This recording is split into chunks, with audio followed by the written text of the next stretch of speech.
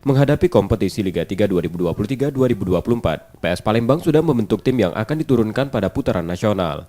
PS Palembang sudah merekrut beberapa pemain yang secara teknis sudah sangat siap menghadapi kompetisi Liga 3. Target Laskar Segentar Alam bisa melampaui keberhasilan musim sebelumnya dengan menembus 16 besar dan mampu bersanding dengan Sriwijaya FC.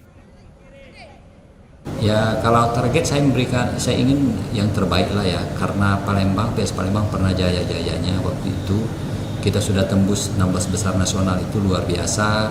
Saya ingin keinginan kuat saya bisa bersanding dengan Sriwijaya FC sama-sama. Walaupun itu adalah kakak kandungnya dari PS Palembang, tetapi ada kebanggaan sendiri kalau bersanding dengan Sriwijaya FC yang sudah menuju ke liga yang lebih tinggi lagi. Pada putaran nasional Liga 3 2023-2024, PS Palembang akan bertarung pada fase 16 besar.